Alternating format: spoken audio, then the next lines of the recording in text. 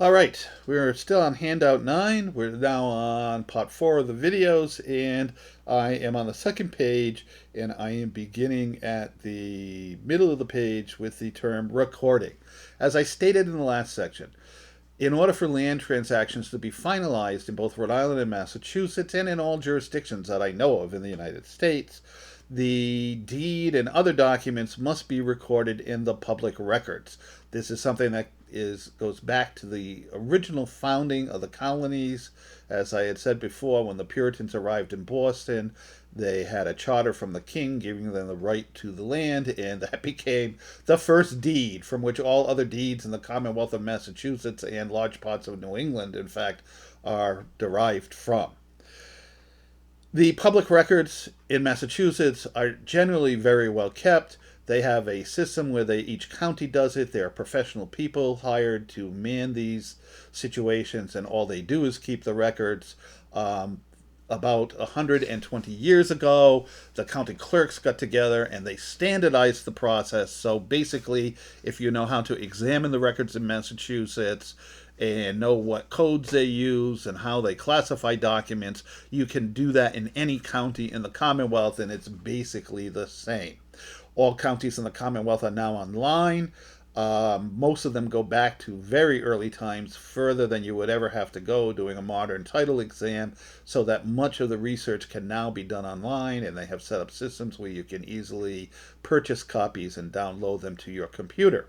In Rhode Island, each city and town keeps this system in place. Some of them are excellent, some of them are horrific at the way they do this. Not every city and town in Rhode Island is online, and even those that are online, many of them have limited access. They only have the computer indexes going back a certain number of years, so that if you need to do a full 40-year title exam, in many situations you still have to send somebody right into the town hall to look at the actual physical books. One of the things that happens in most transactions, and certainly if there is a lender it's required, is that we have something called title insurance. And title insurance is a policy that is purchased once, either as an owner when you're buying or as a lender when you are taking a mortgage on the property. And what it does is that after an attorney or an examiner has done the title company will review it, and they'll basically issue an insurance policy to say that if something is wrong with the title, they will stand behind the borrower or the lender, the buyer, borrower, or the lender, and that they will see that the title is corrected and made good. In Massachusetts, it is again required under federal and state regulation for lenders to obtain insurance. The owners do not have to. It's not as critical because the records are well kept. In Rhode Island, I almost demand that my clients always purchase owner's title insurance policy, as we do not know from time to time how a town is keeping the records. And because town clerks are a political position that can change with the city council or the mayor's change, even a city that had been keeping records very well can suddenly go through a period where they're not keeping them well. So it becomes important in Rhode Island to have that backup insurance in case the city or town had done something wrong. The clerks and the municipalities are immune from suit in this issue, so even if they did something incorrect, like forget to index some lien or judgment or easement that was on the title, that item is still valid, and you cannot sue the municipal folks or the town itself for that mistake. Both Rhode Island and Massachusetts have what is called a race notice system. What this means is that title to property, to real estate, is ultimately decided by who records their deed first.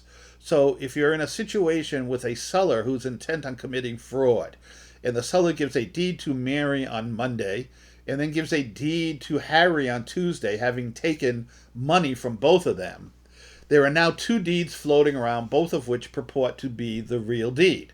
Now, theoretically, Mary's deed is the true deed because she received title to the property first, and once she received title, the seller has no power to sell it again.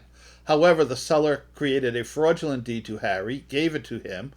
If Harry happens to get to the registry of deeds first to record, Harry's deed becomes the deed. Harry becomes the owner, and the woman who received the first deed loses rights to the property. Her only object at that point, her only remedy at that point, is to go back to the seller and sue them for their fraud. So this becomes critically important. We do a preliminary title exam before a closing, but on the day of the final closing itself, before any funds are released in Rhode Island and Massachusetts, we actually go to the registry, check the records down right to the last minute, record the documents, and then only after we know the documents are on record and that nothing had intervened that would be a problem, then the funds are released. Some of the documents involved. Most important document is a deed. A deed is basically a written instrument that states that property rights are being passed from one party to another. This document would need the names of the parties. It would need a description of the property being sold. In both Rhode Island and Massachusetts, by statute, the purchase price must now be placed on the deed. In Rhode Island, we have a tax on non-resident sellers of property, and a statement concerning the residency of the seller must be on the deed to determine if that tax needs to be paid or not. Deeds must be signed by the seller, the person transferring the rights. They are not signed by the buyer. The only thing happening in a deed is that rights are being handed from the seller to the buyer. The only person who could possibly be sued in this situation would be the seller for not giving whatever rights they said they were giving to the buyer. The seller gets their cash, gets their money, so there's nothing really the seller can sue the buyer for once the transaction goes through. So by custom and tradition, deeds are only signed by the sellers, not by the buyers. Deeds can contain what are called covenants. Covenants are basically warranties. Think of a warranty in a car. They're promises that are made that can be enforced even after the finish of the transaction. A warranty on a car operates such that you buy the car, you pay the purchase price, you get the car. You get title to the car. The warranty is kind of a contract obligation that extends out in time, so if something breaks down on the car, the dealership or the manufacturer is obligated to make repairs. Well, the same thing happens with deeds. Deeds can contain warranty covenants that require the seller to come back and defend the title of the buyer if something goes wrong. In Rhode Island and Massachusetts, there are two basic types of covenants.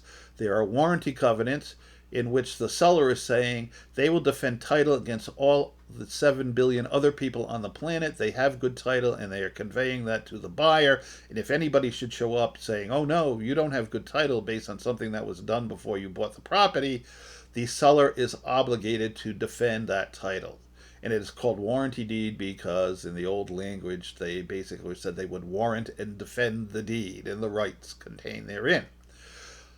The next level is called a quitclaim deed, and these are most common in Massachusetts. Usually in Massachusetts we use quitclaim deeds, in Rhode Island we use warranty deeds. A quitclaim deed says that I, as the seller, have done nothing to injure this title, damage this title. I am giving you full fee simple, full rights, subject to anything that we list in the deed. But I am not promising what happened in the 400 years before I owned this property. A warranty deed actually goes back in time to the beginning of time, whereas a quitclaim deed basically says I'm warranting as seller for the period of time I own the property. Finally, there are deeds without warranties at all. These are called bargain and sale deeds. They come with no promises, and basically what's happening here is the seller is saying, to the buyer, if you think I have rights and you're willing to pay them for me, then here I am. I'll sign a piece of paper and give it to you, but I'm not promising anything. I cannot be sued for anything if this transaction blows up on you and it turns out you did not get what you actually thought you were getting. All right, time to stop again, and we'll pick up on section 5.